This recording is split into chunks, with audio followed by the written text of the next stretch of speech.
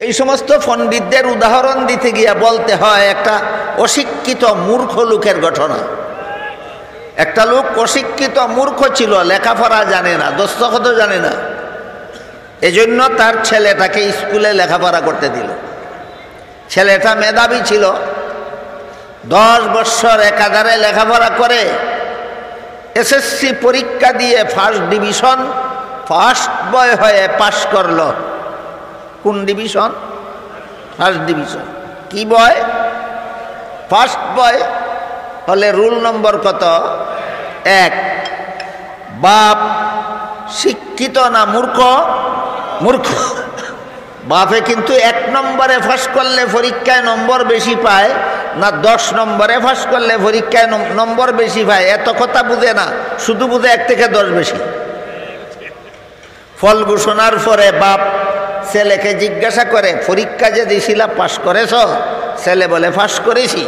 বাপে জিজ্ঞাসা করে কত নম্বরে? বলে 1 নম্বরে। বাপে কয় সর্বনাশ করছস বেটা, তোর পাশের বাড়ির ছেলেটা তোর সাথে পরীক্ষা দিয়া সে তো 10 নম্বরে পাস করলো, তুই এত কম নম্বরে কেন? এই গোয়ারে যেমন বুঝে না 10 নম্বরে পাস করলে পরীক্ষায় নম্বর বেশি পায় না 1 নম্বরে পাস করলে পরীক্ষায় নম্বর বেশি পায়, ঠিক তেমনিভাবে আমাদের সমাজের কিছু শিক্ষিত পণ্ডিতেও বুঝে না 3 অংশওয়ালা 2 খরচ পাইলে বেশি, 2 অংশ পাইলে বেশি পায়, 3 খরচওয়ালা 2 অংশ পাইলে বেশি পায় না, নাই খরচওয়ালা 1 অংশ পাইলে বেশি পায়।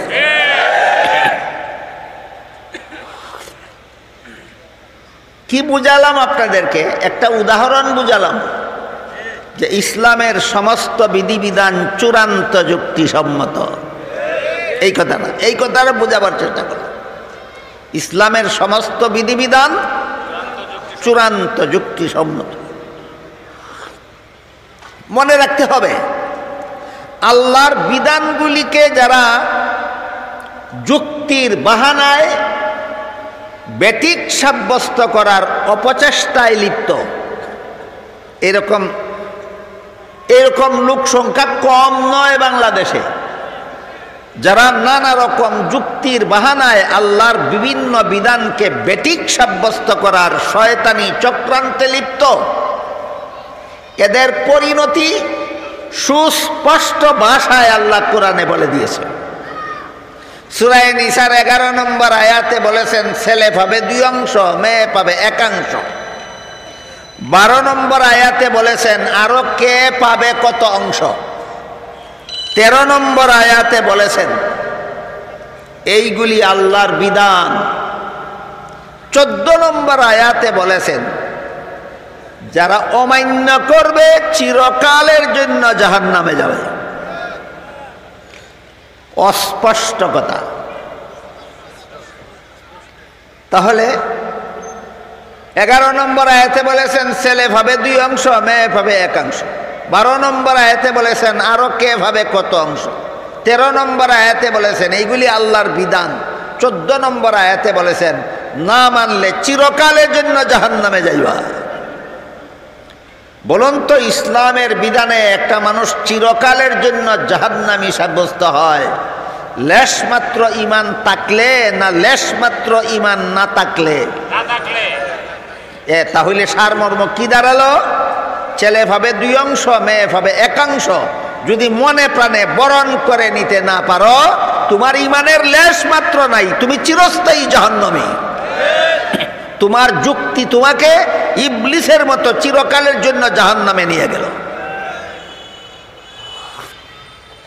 এই কথাগুলি এই জন্য বললাম যে ইসলামের কোনো বিধান শুনলেই যারা যুক্তি খুঁজে, আর যুক্তিটা তার মনোপুত হলেই মানতে চায়, আর মনোপুত না হলেই এড়িয়ে যেতে চায়, এই পদ্ধতিটা মুমিন মুসলমানের নয়, এই পদ্ধতিটা ইবলিসের। এবার মূল কথার দিকে ফিরে যায়। সূরা হুজুরাতের 4 নম্বর এবং 5 নম্বর আয়াতের ব্যাখ্যা প্রসঙ্গে নবীর চাচাতো ভাই ইবনে আব্বাস বলেন এই আয়াতগুলিতে আল্লাহ নবীকে যেভাবে সম্মান করার কথা বলেছেন, আলেমগণকেও হুবহু নবীর মতোই সম্মান করতে হবে। বলুন কথাটা আমি বলেছি না ইবনে আব্বাস বলেছেন? ইবনে আব্বাস একজন অচেনা মানুষ, অপ্রসিদ্ধ, অশিক্ষিত না, এই উম্মতের সর্বশ্রেষ্ঠ শিক্ষিত, এই উম্মতের সর্বশ্রেষ্ঠ শিক্ষিত, কুরআনের শিক্ষায় তিনি সর্বশ্রেষ্ঠ শিক্ষিত, সবচেয়ে বড় মুফাসসিরে কুরআন। তিনি বলেন এই আয়াতগুলিতে আল্লাহ নবীকে যেভাবে সম্মান করার আদেশ করেছেন, আলেমগণকেও হুবহু নবীর মতোই সম্মান করতে হবে।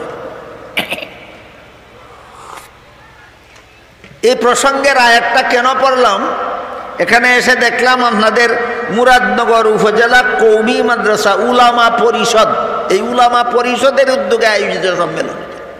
উলামা আলেমের বহুবচন, উলামা আলেমের বহুবচন, আলেমদের একটা সংগঠন আছে, এই সংগঠনের উদ্যোগে আয়োজিত সম্মেলন। এই জন্য আলেমগণ কেন সংগঠিত হলো, এরা কেন সম্মেলন করতে যাচ্ছে, আমি মনে করলাম বিষয়টা এখানেই আলোচনা হওয়া দরকার। এই জন্য এই আয়াতগুলি তিলাওয়াত করেছি এবং প্রসঙ্গটা টানছি। এবার আমরা ইবনে আব্বাস যে বলেছেন আলেমকে হুবহু নবীর মতোই সম্মান করতে হবে, সম্মান কিভাবে করব, করলে আমার কি উপকার হবে, না করলে আমার কি ক্ষতি হবে, এসব কথার দিকে যাওয়ার আগে আমি সর্বপ্রথম ওই যুক্তিটা তুলে ধরতে চাই। ইবনে আব্বাস কোন যুক্তিতে বললেন আলেমকে নবীর মতোই সম্মান করতে হবে, যুক্তিটা কি, আগে যুক্তিটা উল্লেখ করতে চাই। কেন? কারণ এই সমাজে যথেষ্ট পণ্ডিত আছে যারা তাদের যুক্তিসম্মত মনোপুত না হলে ইসলামের বিধান মানতে রাজি নয়। আবারও বলছি, বলুন ইসলামে এমন কোন বিধান আছে যার পক্ষে চূড়ান্ত কোনো যুক্তি নাই? নাই। ইসলামে যত বিধান আছে প্রত্যেকটা বিধানের পক্ষে চূড়ান্ত যুক্তি আছে। তাই ইবনে আব্বাস যে বললেন আলেমকে হুবহু নবীর মতোই সম্মান করতে হবে, আগে বুঝবো আমরা এর পক্ষে যুক্তিটা কি। এবার যুক্তিটা বুঝুন। ধরুন একটা বাচ্চা তার মায়ের গর্ভে থাকা অবস্থায় তার বাবা মারা গেল, হয় না এমন? হয়। বাচ্চা তার মায়ের গর্ভে থাকাকালেই তার বাবা মারা গেল। এই বাচ্চা জন্মগ্রহণ করার পর বাবাকে দেখার সুযোগও পাইল না। এই বাচ্চাটাকে, এতিম বাচ্চাটাকে লালন পালন করলো তার চাচা, লেখাপড়া করাইলো চাচা, মানুষ রূপে গড়ে তুললো চাচা। বুঝে থাকলে বলুন তো, বাচ্চাকে লালন পালন করে লেখাপড়া শিক্ষা দিয়ে মানুষ রূপে গড়ে তোলার দায়িত্বটা আসলে কার? বাবার। বাবা না থাকায় বাবার দায়িত্বটা পালন করে দিল কে? এবার বলুন কার দায়িত্ব কে পালন করলো? এই কথাটা ভুলবেন না। কার দায়িত্ব কে পালন করলো? বাবার দায়িত্ব চাচা পালন করলো। এখন যদি কোনো ব্যক্তি ওই ছেলেটাকে বলে যে তুমি তোমার চাচাকেই হুবহু বাবার মতো সম্মান করবা, অযৌক্তিক হবে। কেন? চাচাকে বাবার মতো সম্মান করবে কেন? চাচাই বাপের কাজ করে দিয়েছে, চাচাই বাপের কাজ করে দিয়েছে, এই যুক্তিতে তোমার চাচাকেই বাপের মতো সম্মান করতে হবে। ঠিক তেমনি ভাবে দুনিয়াবাসী মানুষকে জাহান্নাম থেকে বাঁচার পথ দেখাবার দায়িত্ব পালন করতেন নবীগণ। বুঝে থাকলে বলুন, দুনিয়াবাসী মানুষকে জাহান্নাম থেকে বাঁচার পথ দেখাবার দায়িত্ব ছিল কাদের? নবীগণের। আমাদের নবী শেষ নবী। আল্লাহ কোরআনে বলেছেন এরপরে আল্লাহ আর কাউকে নবী বানাবেন না। বহু হাদিসে রসুল বলেছেন এরপরে আল্লাহ আর কাউকে নবী বানাবেন না। আপনারা কি জানেন আপনাদের নবী শেষ নবী কিনা? এই নবীর পরে আল্লাহ আর কাউকে নবী বানাবেন না। সূরা আহজাবের 40 নম্বর আয়াতে আল্লাহ আমাদের নবীকে খাতামান নাবিয়্যিন বলেছেন। আর হাদিস শরীফে আল্লাহ রসুল খাতামান নাবিয়্যিনের ব্যাখ্যা করে বলেছেন লা তাকুমুস সাআতু হাত্তা ইউবআসা দাজ্জালুনা কাযযাবুনা কুল্লুহুম ইয়াজআমু আন্নাহু নাবিয়্যুন ওয়া আনা খাতামুন নাবিয়্যিনা লা নাবিয়্যা বাদি। এর অর্থ হলো আমার পর থেকে কিয়ামত পর্যন্ত, রাসূল বলেন আমার পর থেকে কিয়ামত পর্যন্ত যদি কেউ নবী হওয়ার দাবি করে তাহলে সে হবে মিথ্যাবাদী দাজ্জাল। এর কারণ আমাকে যে আল্লাহ খাতামুন নাবিয়্যিন বলেছেন, এর অর্থ হলো আমার পরে আর কোনো নবী নাই।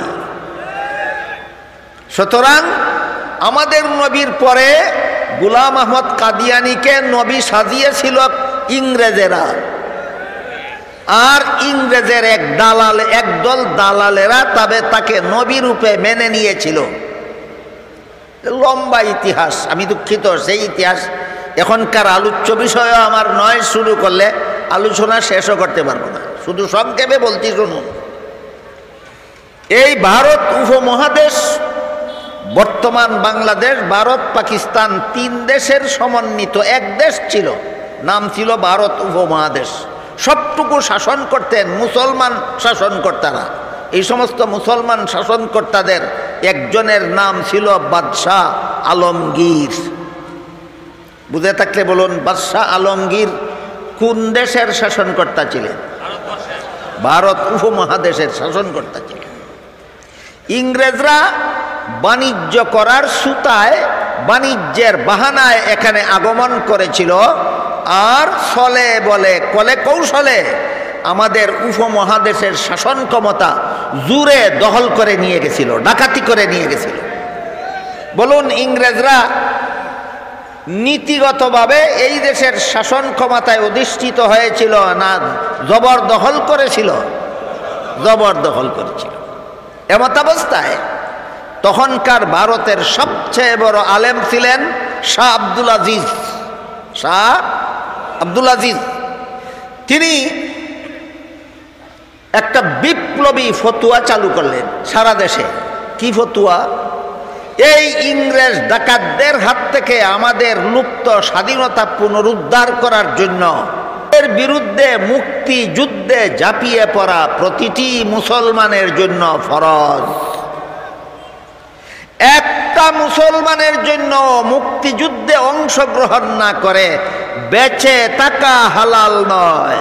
এই শেষ অংশটার কারণে ইতিহাসের পাতায় তার ফতুয়াকে বিপ্লবী ফতুয়া নামে আখ্যায়িত করা হয়েছে। দেশের স্বাধীনতা উদ্ধারের জন্য মুক্তিযুদ্ধ করা ফরজ, মুক্তিযুদ্ধে অংশগ্রহণ না করে বেঁচে থাকা হালাল নয়। এই ফতুয়ার ভিত্তিতে তৎকালীন উপমহাদেশের 10 কোটি মুসলমান একসাথে ইংরেজ সরকারের বিরুদ্ধে মুক্তিযুদ্ধে ঝাঁপিয়ে পড়ে। ফতুয়ার ভিত্তিতে মুক্তিযুদ্ধ শুরু হয়। মুক্তিযুদ্ধের কারণে ভারত স্বাধীন হয়, ভারত স্বাধীন হওয়ার কারণে পাকিস্তান স্বাধীন হয়, পাকিস্তান স্বাধীন হওয়ার কারণে বাংলাদেশ স্বাধীন হয়।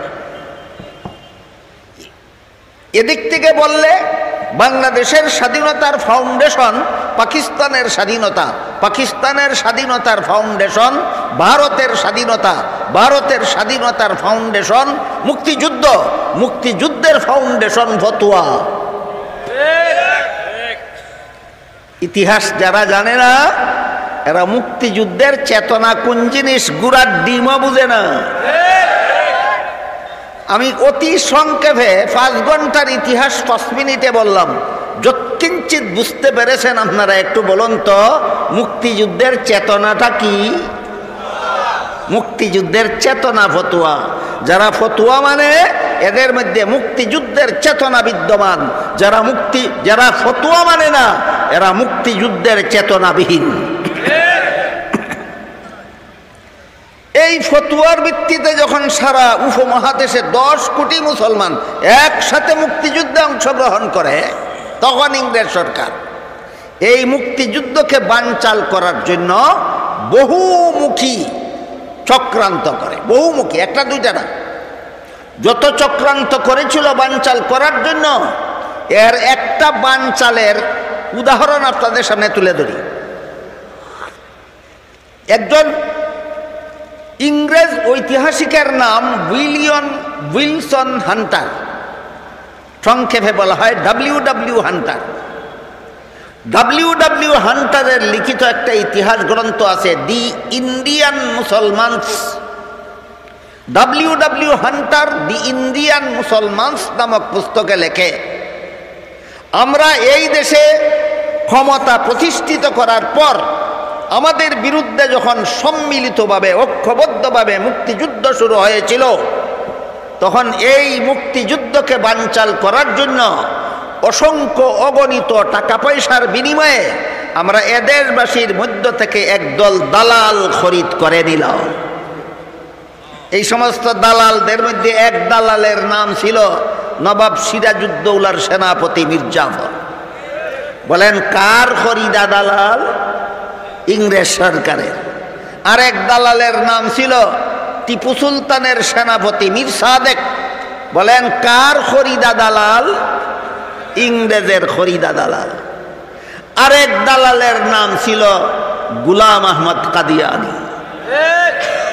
গোলাম আহমদ কাদিয়ানি ইংরেজের দালালিটা কিভাবে করেছিল? গোলাম আহমদ কাদিয়ানি ইংরেজের খরচে অসংখ্য অগণিত বই পুস্তক রচনা করেছিল শুধুমাত্র মুক্তিযুদ্ধের বিরুদ্ধে। কিসের বিরুদ্ধে? মুক্তিযুদ্ধের বিরুদ্ধে। এই সমস্ত বইয়ের মধ্যে একটা বইয়ের নাম ছিল গভর্নমেন্ট কি তাওয়াজ্জুহ কে লায়েক। এই বইয়ে সে পাল্টা ফতুয়াবাজি করেছিল ইংরেজ সরকারের বিরুদ্ধে মুক্তিযুদ্ধ করা হারাম। শাহ আব্দুল আজিজ দিয়েছিলেন ফতুয়া, আর গোলাম আহমদ কাদিয়ানি ফতুয়া দিল না ফতুয়াবাজি করলো। আমাদের সমাজে এমন শিক্ষিত মুসলমানও আছে যারা ফতুয়া আর ফতুয়াবাজির পার্থক্য বুঝে না। ফতুয়া হলো আল্লাহর বিধানের ব্যাখ্যা দেওয়ার নাম, আর ফতুয়াবাজি হলো আল্লাহর বিধানকে নিয়ে তামাশা করার নাম। শাহ আব্দুল আজিজ আল্লাহর বিধানের ব্যাখ্যা দিলেন, এটা ফতুয়া। গোলাম আহমদ কাদিয়ানি এই বিধানকে নিয়ে তামাশা করলো, সে হলো ফতুয়াবাজ। এই গোলাম আহমদ কাদিয়ানিকে ইংরেজ সরকার নবী সাজাইল। কেন? মুক্তিযুদ্ধটা চলেছিল জেহাদ নামে। কি নামে? কারণ যে কোনো অন্যায়ের বিরুদ্ধে ন্যায়ের যুদ্ধকেই ইসলামে জেহাদ বলা হয়। যে কোনো অন্যায়ের বিরুদ্ধে ন্যায়ের যুদ্ধকেই ইসলামে জেহাদ বলা হয়। এই জন্য ইংরেজের বিরুদ্ধে যে মুক্তিযুদ্ধ চলেছিল জেহাদ নামে চলেছিল। আর হাদিস শরীফে রাসূল বলে গেছেন, আল জাহাদু মাজিন ইলা ইয়াউমিল কিয়ামা, ইসলামের জেহাদ বিধান কিয়ামত পর্যন্ত বলবৎ থাকবে। তাই ইংরেজদের দরকার ছিল একজন নূতন নবী সাজিয়ে এই নূতন নবীর দ্বারা পুরাতন নবীর শরীয়তের বিধান রহিত করার। সেই স্বার্থে ইংরেজরা গোলাম আহমদ কাদিয়ানিকে নবী সাজায়। আর এই গোলাম আহমদ কাদিয়ানি ফতুয়াবাজি করলো জেহাদ বন্ধ, জেহাদ হারাম। এই ইংরেজের দালাল গোলাম আহমদ কাদিয়ানি, ইংরেজের সাজানো নবী, একে যারা নবী মেনেছিল আদৌ যারা নবী মানে কিয়ামত পর্যন্ত যারা নবী মানবে, এরা ইংরেজের দালাল। এরা শুধু ইসলামের শত্রু নয়, এরা সবচেয়ে বড় শত্রু আমাদের স্বাধীনতার। এরা আমাদের স্বাধীনতার সবচেয়ে বড় শত্রু। এরা বলে মুহাম্মাদুর রাসূলুল্লাহ শেষ নবী নয়। গোলাম আহমদ কাদিয়ানিও মুহাম্মাদুর রাসূলুল্লাহর পরে নবী হয়েছেন। সুতরাং বুঝে থাকলে বলুন, কাদিয়ানিরা সত্য নবীতে বিশ্বাসী না ভণ্ড নবীতে বিশ্বাসী? কাদিয়ানিরা ভণ্ড নবীতে বিশ্বাসী। যেহেতু কোরআনে আল্লাহ আমাদের নবীকে শেষ নবী বলে ঘোষণা দিয়েছেন, সহিহ হাদিসে রাসূল নিজেকে শেষ নবী বলে ঘোষণা দিয়েছেন, সুতরাং মুহাম্মদ রাসূলুল্লাহকে শেষ নবী বিশ্বাস করা ঈমানের অঙ্গ। যদি কেউ বিশ্বাস করে না, ঈমান থাকবে না। মনে মনে বিশ্বাস করে, মুখে উচ্চারণ করে না, কোনো স্বার্থের কারণে, সে বুবা শয়তান। আর যারা বলে কাদিয়ানি বেঈমান কাফের, এরা মুসলমান নয়, সত্যিকারের ঈমানদার। যদি কেউ আমাদের নবী শেষ নবী বিশ্বাস করে না, সে বেঈমান। আর মনে মনে বিশ্বাস করে কিন্তু বলে না, এমন বুবা শয়তানের অভাব নাই আপনারা যে সমাজে বাস করেন। এই সমাজে হাদিসে আছে, যারা সত্য কথা যথা সময়ে বলে না, সত্য বুঝে কিন্তু বলে না। বলুন আমার কথা বুঝে থাকলে, আপনারা যে সমাজে বাস করেন এই সমাজে এমন কিছু জ্ঞান পাপী আছে কি না যে সত্যটা বুঝে কিন্তু বলে না? এদেরকে হাদিসের ভাষায় কি বলা হয়েছে? বুবা শয়তান। যারা বুঝে আমাদের নবী শেষ নবী, কাদিয়ানি ইংরেজের দালাল ছিল, সে নবী নয়, কিন্তু বলে না রাজনৈতিক স্বার্থেই হোক আর যে কোনো স্বার্থেই হোক বলে না, এরা বুবা শয়তান।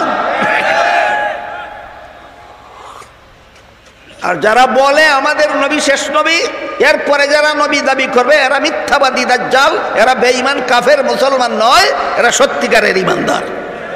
এবার মূল কথার দিকে যাই।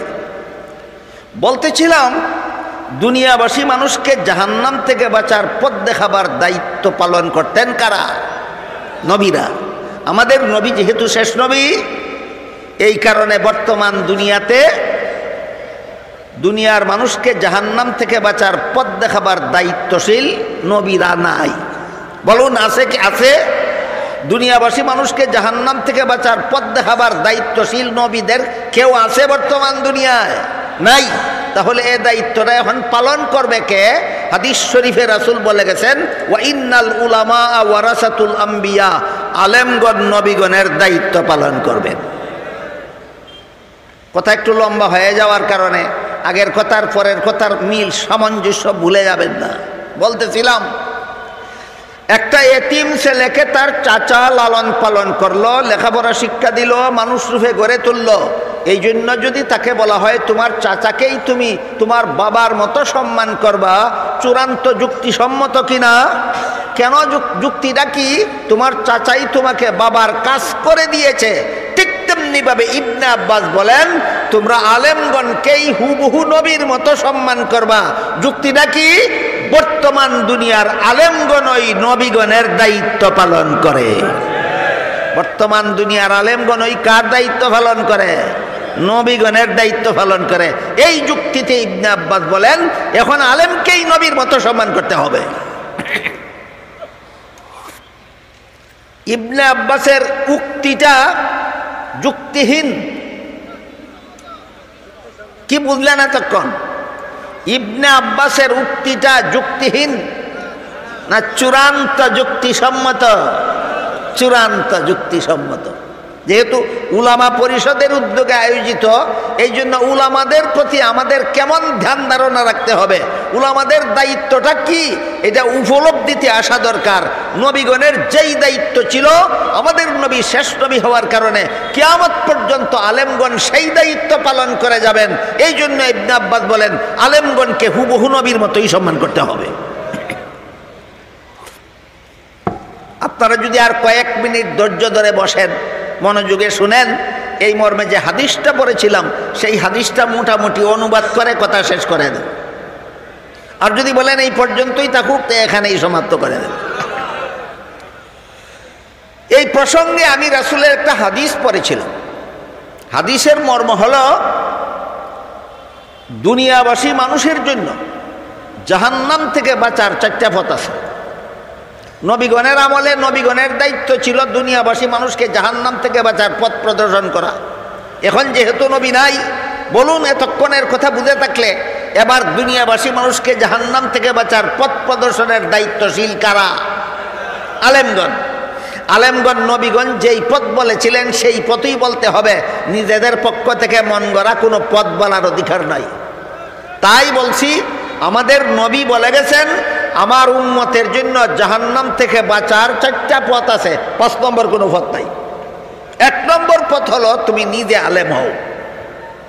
নিজে আলেম হওয়াটা জাহান্নাম থেকে বাঁচার 1 নম্বর পথ। আলেম হওয়ার সুযোগ যার হয়নি তাকে রাসূল বলেন তুমি আলেমের ছাত্র হও। এটা তোমার জন্য জাহান্নাম থেকে বাঁচার 2 নম্বর পথ। যাদের আলেম হওয়ারও সুযোগ হয়নি, আলেমের ছাত্র হওয়ারও সুযোগ হয়নি, তাদের জন্য রাসূল বলেন তুমি আলেমদের কথা মনোযোগে শুনো এবং তাদের কথা মতো জীবনযাপন করো। এটাই তোমার জন্য জাহান্নাম থেকে বাঁচার পথ। এই প্রসঙ্গে আমি বলতে চাই উলামা পরিষদ সম্মেলন করলো কেন? উলামা তো আলেম যারা তারা তো জাহান্নাম থেকে বাঁচার 1 নম্বর পথে আছে। আবার সম্মেলন কেন করে? সম্মেলন করে যারা আলেমও নয়, আলেমের ছাত্রও হতে পারেনি, তাদেরকে 3 নম্বর পথে জাহান্নাম থেকে বাঁচাবার জন্য। আমার কথা বুঝতে পারলেন? আলেমগণ কেন সম্মেলন করে?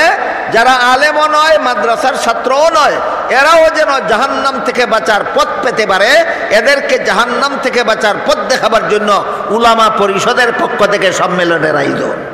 যেহেতু রাসূল বলেছেন তুমি যদি আলেমও হতে না পারো, আলেমের ছাত্রও হতে না পারো, তাহলে আলেমদের কথা মনোযোগে শুনো আর আলেমের কথা মতো জীবন যাপন করো। জীবনের সকল কাজ আলেমের কথা মতো আমাকে করতে হবে কেন? এইখানেও আবার আরেক দল যুক্তিবাদীর আবির্ভাব হয়ে যায়। আলেমের কথা মতো আমার জীবনের কাজ আমি আলেমের কথা মতো করবো কেন? যুক্তিটা কি? এবার শুনুন যুক্তিটা কি। ধর্মের কথার আলোচনা আজকের জন্য আমি মুলতবি রেখে দিলাম, শুধু সংসারের কথার আলোচনায় আসুন। সংসারের কাজও আলেমদের কথা মতে করতে হবে জাহান্নাম থেকে বাঁচতে হলে। ধর্মের কাজ তো ধর্মের কাজই, সংসারের কাজও আলেম, রাসূল বলেছেন আলেমদের কথা মতে করতে হবে যদি জাহান্নাম থেকে বাঁচতে চাও। যেমন ধরুন অর্থ উপার্জন করা একটা সংসারের কাজ, অর্থ উপার্জন করা সংসারের কাজ। ব্যবসায়ের মাধ্যমেও অর্থ উপার্জন করা যায়, সুদের কারবারের মাধ্যমেও অর্থ উপার্জন করা যায়। কথা বুঝেন আপনারা? আমার বুঝে থাকলে বলুন উভয়টাই অর্থ উপার্জনের পদ্ধতি কিনা? পদ্ধতি। কিন্তু আল্লাহ কোরআনে বলেছেন আহাল্লাল্লাহুল বাইআ ওয়া হাররামার রিবা, ব্যবসার মাধ্যমে অর্থ উপার্জন করবা, তোমার উপার্জন হবে হালাল, হালাল উপার্জনের কারণে তুমি জাহান্নাম থেকে বাঁচবা। সুদের কারবারের মাধ্যমে অর্থ উপার্জন করবা, তোমার উপার্জন হবে হারাম, এই হারাম উপার্জন তোমাকে জাহান্নামে নিয়ে যাবে। বুঝে থাকলে এবার বলুন যুক্তি, বুঝে থাকলে এবার বলুন সংসারের কাজ আলেমগণের কথা মতো করবো কেন? তার কারণ সংসারের কাজ কোনটা হালাল আর কোনটা হারাম, সংসারের কোন কাজ কিভাবে করলে হালাল হয় আর কিভাবে করলে হারাম হয় একমাত্র আলেম ছাড়া কেউ জানে না। সুতরাং সংসারের কাজ করে যদি জাহান্নাম থেকে বাঁচতে চাও, কৃষিকাজ করে যদি জাহান্নাম থেকে বাঁচতে চাও, ব্যবসা করে যদি জাহান্নাম থেকে বাঁচতে চাও, চাকুরি করে যদি জাহান্নাম থেকে বাঁচতে চাও, স্কুল কলেজ ভার্সিটিতে লেখাপড়া করে যদি জাহান্নাম থেকে বাঁচতে চাও, রাজনীতি করে যদি জাহান্নাম থেকে বাঁচতে চাও, হালালটা করো, হারামটা করলে, হারাম উপায়ে ব্যবসা করলে তোমার ব্যবসা তোমাকে জাহান্নামে নিয়ে যাবে, হারাম উপায়ে চাকুরি করলে তোমার চাকুরি তোমাকে জাহান্নামে নিয়ে যাবে, হারাম উপায়ে লেখাপড়া করলে তোমার লেখাপড়া তোমাকে জাহান্নামে নিয়ে যাবে, হারাম উপায়ে রাজনীতি করলে তোমার রাজনীতি তোমাকে জাহান্নামে নিয়ে যাবে। এজন্য রাসূল বলেন জীবনের সকল কাজ যার যার ইচ্ছা মতো করো, না আলেমদের কথা মতো, আলেমদের কথা মতো। যারা রাজনীতি করেন তাদের মনে মনে একটা প্রশ্ন এখানে জাগতে পারে, রাজনীতি আবার একটা হালাল একটা হারাম আছে নাকি? মনে জাগতেও পারে। রাজনীতি আমার সংসারের কাজ, আমার ইচ্ছা মতে করব, এখানে আবার হালাল কি আর হারাম কি? শুনুন হালাল কি আর হারাম কি। এক প্রকার রাজনীতি আছে হালাল আর এক প্রকার রাজনীতি আছে হারাম। এটা কোনটা হালাল কোনটা হারাম এটা শিক্ষা করা আমার জন্য ফরজ নয়, যারা রাজনীতি করে তাদের জন্য ফরজ। বুঝাতে পারলাম? বলুন কিভাবে রাজনীতি করলে হালাল হয় আর কিভাবে রাজনীতি করলে হারাম হয় শিক্ষা করা আমার জন্য ফরজ না, যারা রাজনীতি করে তাদের জন্য ফরজ। এজন্য আপনারা কেউ যদি রাজনীতিবিদ থাকেন একটু বুঝে যান রাজনীতি কেমনে করলে হালাল হয় আর কেমনে করলে হারাম হয়। যেভাবে রাজনীতি করলে জনগণের অধিকার রক্ষা হয়, যেভাবে রাজনীতি করলে জনগণের অধিকার রক্ষা হয়, সেইভাবে রাজনীতি করা হালাল শুধু নয়, সওয়াবের কাজ। শুধু হালাল না, সওয়াবের কাজ। আর যেভাবে রাজনীতি করলে জনগণের অধিকার লঙ্ঘন হয়, যেভাবে রাজনীতি করলে জনগণের অধিকার লঙ্ঘন হয়, এই রাজনীতি হারাম। তোমার রাজনীতি অপেক্ষায় থাকো, রাজনীতি করতে করতে মরবা, সাথে সাথে জাহান্নামে যাইবা। কে নিল তাকে জাহান্নামে? হারাম রাজনীতি। কে নিল জাহান্নামে? এবার বলুন সংসারের কাজগুলি কার কথা মতে করতে হবে জাহান্নাম থেকে বাঁচতে হলে? আলেমগণের কথা মতো। এই জন্য রাসূল বলেন তুমি আলেম হতে পারোনি, আলেমের ছাত্র হতে পারোনি, জীবনের সকল কাজ আলেমের কথা মতো করো, সংসারের কাজ করেও তুমি জাহান্নাম থেকে বাঁচতে পারবে। এরপরে রাসূল বলেন কত নম্বর পথের কথা গেল? 3 নম্বর, এরপরে রাসূল বলেন আলেমের কথা শোনার সুযোগও যদি কারো না থাকে, যেমন ধরুন এক ব্যক্তি 10 বছরের জন্য জেলখানায় বন্দী হয়ে গেল, 20 বছরের জন্য জেলখানায় বন্দী হয়ে গেল, আজীবনের জন্য জেলখানায় বন্দী হয়ে গেল, জেল থেকে বের হয়ে আসতেও পারে না, উলামা পরিষদের সম্মেলনে যোগ দিতেও পারে না, আর আলেমদের কথা শোনারও সুযোগ পায় না। আছে কিনা এমন পরিস্থিতি যেখানে আলেমের কথা শোনারও সুযোগ নাই?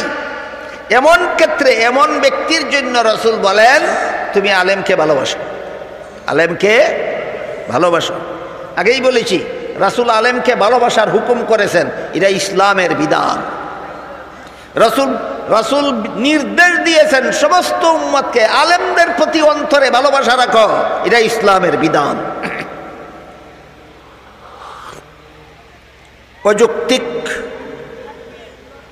ইসলামের এই বিধানটা অযৌক্তিক। আলেমকে ভালোবাসবো কেন? কি যুক্তি? আলেম ওই নবীগণের কাজ করে, মনে নাই? আলেমকে ভালোবাসবো কেন? আলেমরাই নবীগণের কাজ করে। নবীগণকে ভালো না বাসলে যেমন ইমানদার হওয়া যায় না, আলেমকেও ভালো না বাসলে ইমানদার হওয়া যায় না। নবীকে ঘৃণা করলে যেই রকম বেঈমান, আলেমকে ঘৃণা করলে সেই রকম বেঈমান। এই জন্য রাসূল বলেন 4 নম্বর পথ হলো আলেমের কথা শোনার সুযোগ নাই তোমার, আলেমকে ভালোবাসো। এই ভালোবাসাই তোমাকে জাহান্নাম থেকে বাঁচাবে। এবার একটা কথা বলেই আমার আজকের বক্তব্য শেষ করব, সেটা হলো আলেমকে যে ভালোবাসবো রাসূল বলেছেন যে জাহান্নাম থেকে বাঁচার 4 নম্বর পথ। এরপরে রাসূল বলেন আর কোনো পথ নাই, আর কোনো পথ নাই।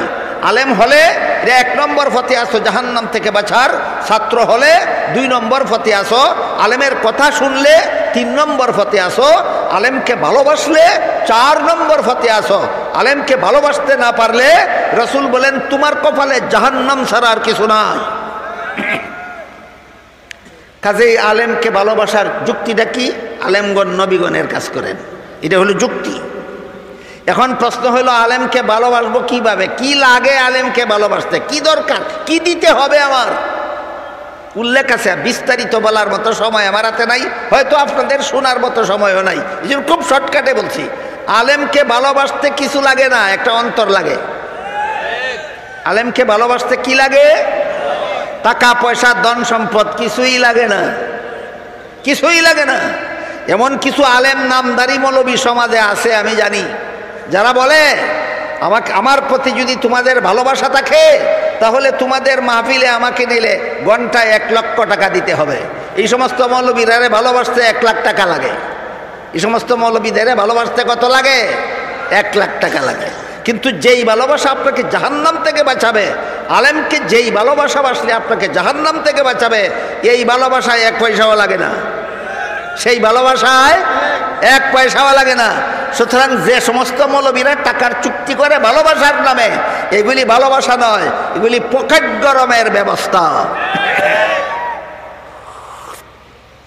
আমার কথা বুঝে থাকলে বলুন। ইবনে আব্বাস যে বলেছেন আলেমকে সম্মান করো, রাসূল যে বলেছেন আলেমকে ভালোবাসো, এই সম্মান করতে আর ভালোবাসতে টাকা পয়সা ধন সম্পদ লাগে না একটা অন্তর লাগে? কি কেমন অন্তর? যেই অন্তর উপলব্ধি করতে পারে যে নবীগণ যেই কাজ করেছিলেন এরা সেই কাজ করে। নবীগণের যেই দায়িত্ব ছিল বর্তমান দুনিয়ার আলেমগণের সেই দায়িত্ব। কাজেই দুনিয়াতে আমি নবীকে পেলে নবীকে অবশ্যই সম্মান করতে হতো।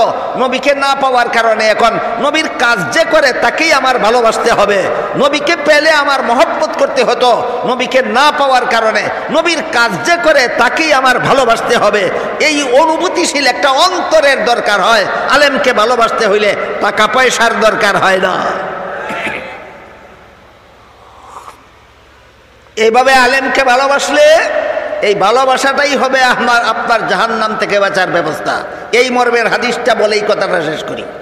রাসূল বলেন হাসরের মাঠে যখন দাঁড়াবে সমস্ত সারা দুনিয়ার সমস্ত লোকেরা হাসরের মাঠে যখন দাঁড়াবে, আল্লাহ পাক রব্বুল আলামিন সত্যিকারের আলেম যারা সত্যই মানুষকে জাহান্নাম থেকে বাঁচাবার জন্য দায়িত্ব পালন করে, এরা হইল দিনদার আলেম। আর যারা পকেট গরমের জন্য ব্যবস্থা করে এরা দুনিয়াদার আলেম। আলেম 2 প্রকার ভালো রকম জানা থাকতে হবে, একদল দিনদার আর একদল দুনিয়াদার। যে সমস্ত আলেমের কর্মকাণ্ড থাকে জনগণকে জাহান্নাম থেকে বাঁচার পথ দেখাবার, এরা দিনদার আলেম। যে সমস্ত আলেমদের কর্মকাণ্ড থাকে পকেট গরম করার, এরা দুনিয়াদার আলেম। কথা বুঝাতে পারলাম?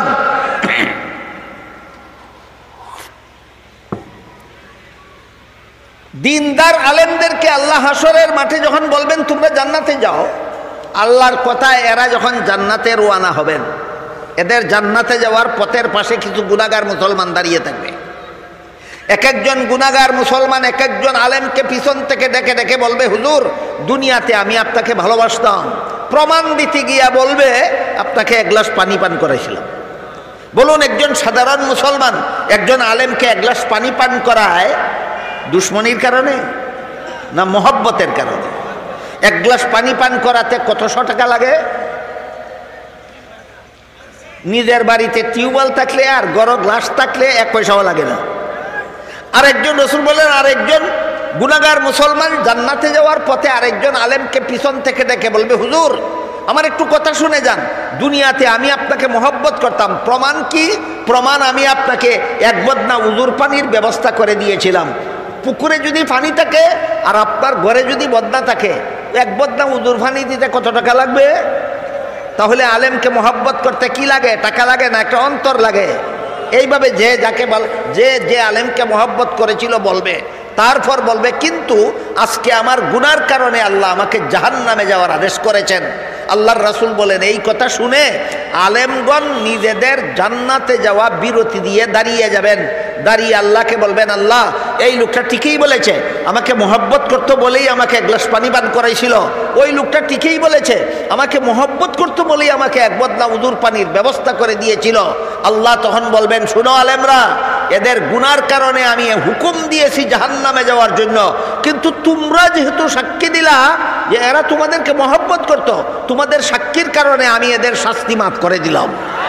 আলেমরা তোমরা নিজেরাও জান্নাতে যাও, এই সমস্ত গুনাহগার মুসলমানদেরকে সাথে নিয়ে যাও।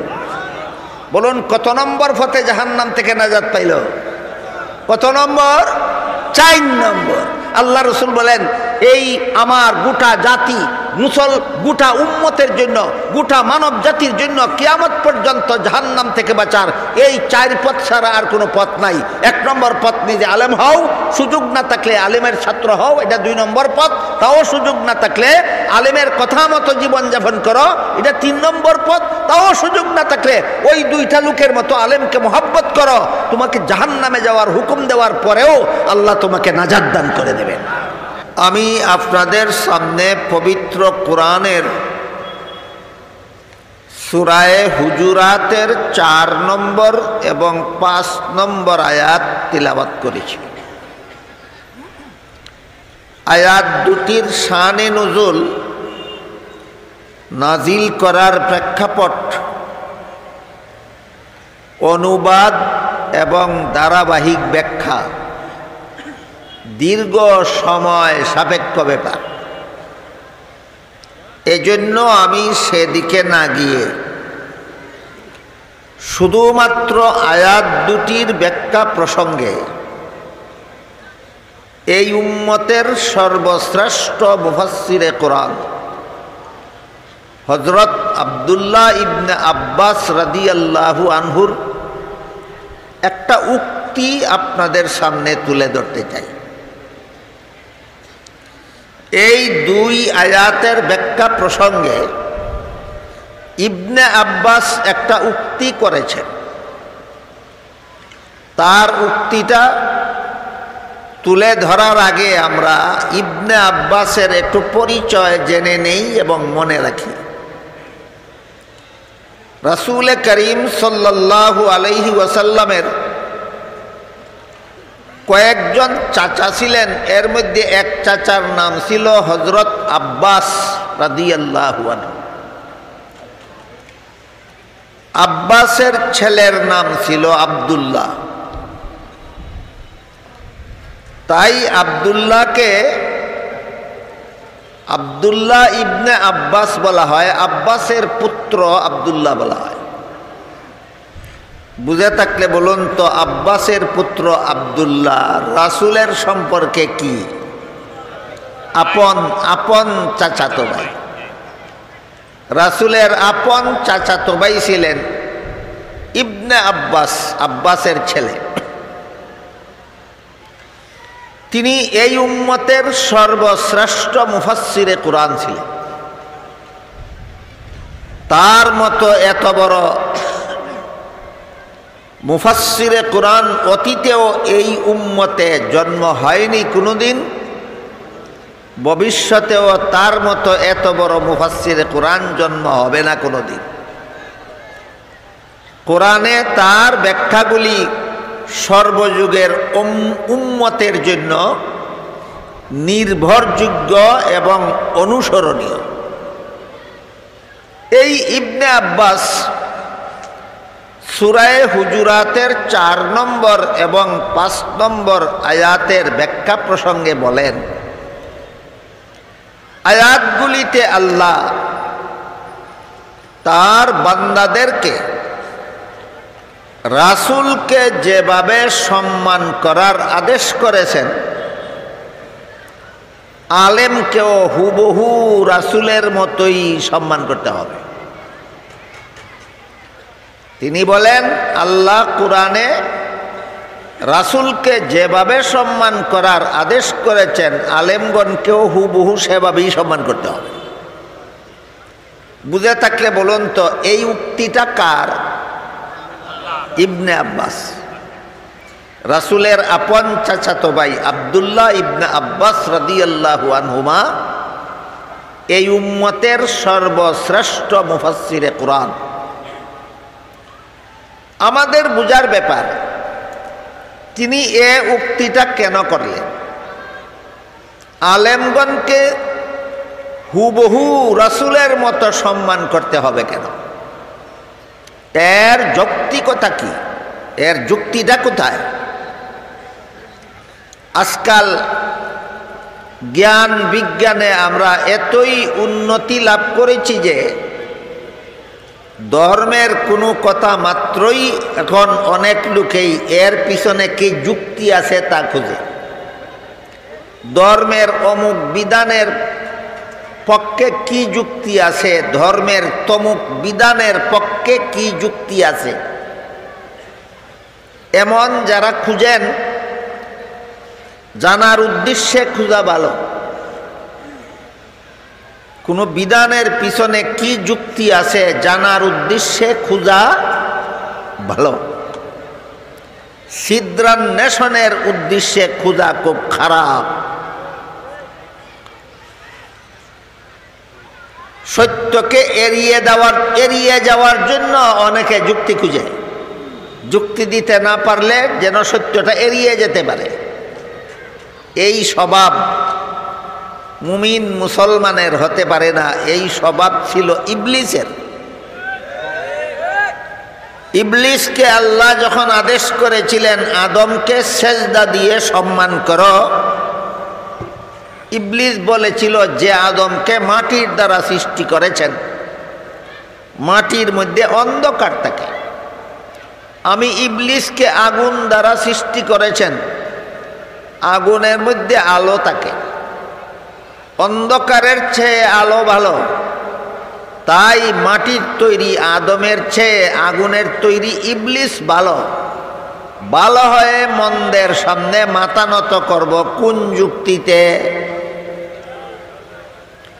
বুঝে থাকতে বলুন, আল্লাহর বিধানের বিরুদ্ধে যুক্তি প্রদর্শন করেছিল মেনে নেওয়ার জন্য না এড়িয়ে যাওয়ার জন্য? এইরকম শয়তানি কুমতলবে যারা যুক্তি খুঁজে, এদের পরিণতি ইবলিসের যা হয়েছিল তাই হতে বাধ্য। আর যদি বিষয়টা জানার জন্যই যুক্তি খুঁজে, সত্যকে এড়িয়ে যাওয়ার জন্য নয়, পাশ কেটে যাওয়ার জন্য নয়, সত্যকে উপলব্ধি করার উদ্দেশ্যেই যদি কেউ যুক্তি খুঁজে, তাহলে এ ব্যাপারে হাকিমুল উম্মত হযরত আল্লামা আশরাফ আলী তানভী রহমতুল্লাহি আলাইহি আল মাসালিহুল আকলিয়া নামক কিতাবে একটা মহামূল্যবান কথা লিখেছেন। সেই কথাটা আমাদের মনে রাখা দরকার। তিনি বলেন, ইসলামে এমন কোনো বিধান নাই যার পক্ষে চূড়ান্ত যুক্তি নাই।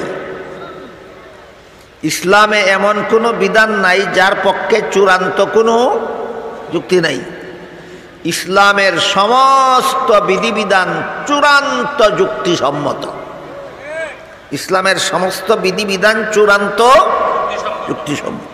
কিন্তু ইসলামের সকল বিধানের যুক্তি বুঝার যোগ্যতা সকল মানুষের মাথায় নাই।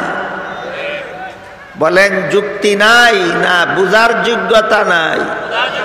বুঝার যোগ্যতা নাই। কাজেই যুক্তি বুঝলে মানব, না বুঝলে মানব না, এটা কুযুক্তি এবং এটা কোনো মুমিন মুসলমানের নয়। এই যুক্তি, এই কুযুক্তি ছিল ইবলিসের। আনুষঙ্গিকভাবেই ইসলামের যুক্তি বুঝার, ইসলামের সকল বিধানের যুক্তি বুঝার যোগ্যতা যে সকল মানুষের মাথায় নাই, এর উদাহরণস্বরূপ, এই কথার একটা উদাহরণস্বরূপ একটা বিধানের কথা আমি আপনাদেরকে বলছি, তারপরে মূল কথার দিকে ফিরে যাব। আল্লাহ পাক রব্বুল আলামিন পবিত্র কোরআনের সূরায়ে নিসা নামে একটা সূরা আছে। 114 সূরার মধ্যে এক সূরার নাম আছে সূরায়ে নিসা। সূরায়ে নিসার 11 নম্বর আয়াতে আল্লাহ বলেছেন, ওয়ালিদ জাকারি মিসলু হাজ্জিল উনসায়াইন।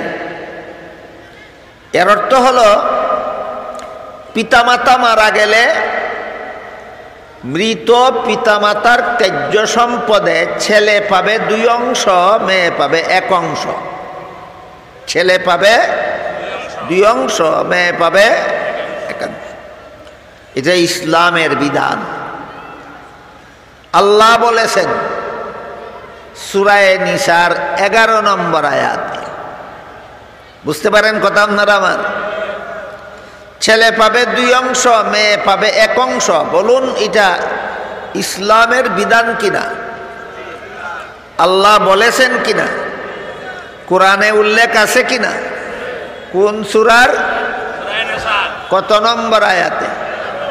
অথচ আমাদের সমাজে এমন যথেষ্ট পরিমাণ শিক্ষিত যুক্তিবাদী আছে যারা বলে ছেলে যেই বাবার সন্তান, মেয়ে সেই বাবার সন্তান। ছেলের মুখ আছে খাওয়ার দরকার, মেয়েরও মুখ আছে খাওয়ার দরকার। ছেলের শরীর আছে পোশাকের দরকার, মেয়েরও শরীর ঢাকার জন্য পোশাকের দরকার। ছেলের বসবাসের জন্য বাড়িঘরের দরকার, মেয়েরও বসবাসের জন্য বাড়িঘরের দরকার। এমতাবস্থায় একই বাবার সন্তান হওয়া সত্ত্বেও ছেলেকে 2 অংশ দেওয়ার পর মেয়েকে 1 অংশ দিলে নারীদের প্রতি অবিচার করা হয়। এমন সাম্যবাদী, এমন সমান অধিকারের দাবিদার মুসলমান আছে কি আপনাদের সমাজে? এরা কি বুঝাতে চায়? এরা বুঝাতে চায় ইসলামের এই বিধানটা যুক্তিসম্মত নয়। তাইলে তোমার মতো যুক্তিবাদী আর ইবলিসের মতো যুক্তিবাদীতে ব্যবধান কোথায়? ইবলিসও তো এই কথাই বলেছিল, হে আল্লাহ তোমার বিধানটা যুক্তিসম্মত নয়। এরাও বলে এই বিধানটা যুক্তিসম্মত নয়। সাধারণ বিবেক সম্পন্ন, সাধারণ জ্ঞান সম্পন্ন মানুষকে অতি সহজে বোঝানো যায়। একই বাবার 2 সন্তান, একটা ছেলে একটা মেয়ে। ছেলেকে বাবার সম্পদের 2 অংশ দিলে, মেয়েকে 1 অংশ দিলে এখানে ছেলে মেয়ের মধ্যে সাম্য রক্ষা হলো না, বৈষম্য করা হলো। ছেলেকে মেয়ের থেকে বেশি দেওয়া হলো, মেয়েকে ছেলের থেকে কম দেওয়া হলো। এতে নারী জাতির প্রতি অবিচার হয়। চমকপ্রদ কথা, মুখরোচক কথা, যুক্তিসম্মত বলে বোঝানো হয়। আমি আগেই বলেছি ইসলামের সমস্ত বিধান চূড়ান্ত যুক্তিসম্মত। এমন একটা বিধান ইসলামে নাই যার পক্ষে চূড়ান্ত কোনো যুক্তি নাই। তবে বলুন, তবের পরেরটা কি? সকল বিধানের যুক্তি বুঝার যোগ্যতা সকল পণ্ডিতের মাথায় নাই। সূরা নিসার 11 নম্বর আয়াতের যুক্তিটা একটু বোঝার চেষ্টা করি আমরা। ইসলামের বিধানে ছেলের জীবনে খরচের খাত আছে 3টা, এটা মনে রাখুন। ইসলামের বিধানে ছেলের জীবনে খরচের খাত আছে 3টা। একটা হলো নিজে সাবালক হওয়ার পর থেকে তার নিজের লালন পালনের দায়িত্ব তার নিজেরই। বিয়ে করার পর থেকে বউ পালার দায়িত্ব তার নিজের। সন্তানাদি জন্ম হওয়ার পর থেকে সন্তানগণকে লালন পালনের দায়িত্ব তার। বুঝে থাকলে বলুন, ছেলের জীবনে খরচের খাত কটা? সাবালক হওয়ার পর থেকে নিজের লালন পালন, বিয়ের পর থেকে বউয়ের লালন পালন, সন্তানাদি জন্ম হওয়ার পর থেকে সন্তানাদির লালন পালন। কটা খাত? 3টা খাত। খরচ আছে 3টা, অংশ পাইছে 2টা। খরচ আছে 3টা, অংশ পাইছে 2টা। স্মরণ রাখুন। আসুন মেয়ের বেলায়, ইসলামের বিধানে মেয়েকে বিয়ের পূর্ব পর্যন্ত লালন পালনের দায়িত্ব বাবার, বিয়ের পর থেকে মরণ পর্যন্ত লালন পালনের দায়িত্ব স্বামীর। সুতরাং মেয়ের জীবনে নিজের লালন পালনের দায়িত্ব নাই, স্বামী পালার দায়িত্ব নাই, সন্তান পালার দায়িত্ব নাই, তার খরচের কোনো খাতই নাই। অংশ পাইছে 1টা। এবার বলুন, 3 খরচওয়ালা 2 অংশ পাইলে বেশি পায় না নাই খরচওয়ালা 1 অংশ পাইলেই বেশি পায়? তাহলে এখানে 2 অংশ বেশি না 1 অংশ বেশি? পণ্ডিতে এত কথা বুঝে না, শুধু বুঝে 1 থেকে 2 বেশি। কেতনা বড় পণ্ডিত, এত কথা বুঝে না, শুধু বুঝে 1 থেকে 2 বেশি। তাইলে আর যুক্তির আশ্রয় নিলা কেন? এত সহজ সরল যুক্তি যদি বুঝো না, যুক্তির নামে ইবলিসি পথ অবলম্বন করো কেন? ونعوذ بالله من شرور أنفسنا ومن سيئات أعمالنا من يهده الله فلا مضل له ومن يضلله فلا هادي له ونشهد أن لا إله إلا الله وحده لا شريك له ونشهد أن سيدنا ونبينا ومولانا محمدا عبده ورسوله صلى الله تعالى عليه وعلى آله وأصحابه وبارك وسلم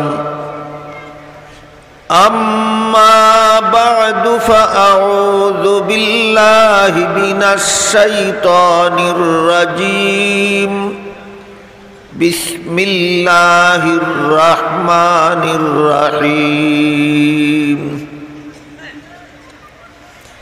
إن الذين ينادونك من وراء الحجرات أكثرهم لا يعقلون ولو أنهم صبروا حتى تخرج إليهم لكان خيرا لهم والله غفور رحيم وقال رسول الله صلى الله عليه وسلم كن عالما أو متعلما أو مستمعا أو محبا ولا تكن خامسا فتهلك আও কামা ক্বালা আলাইহিস সালাতু ওয়াসসালাম।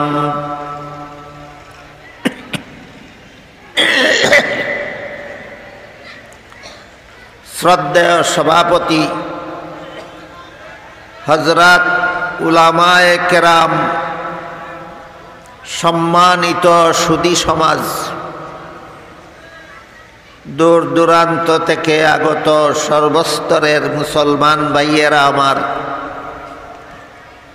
ও আমার পর্দানিসীন মা ও বোনেরা,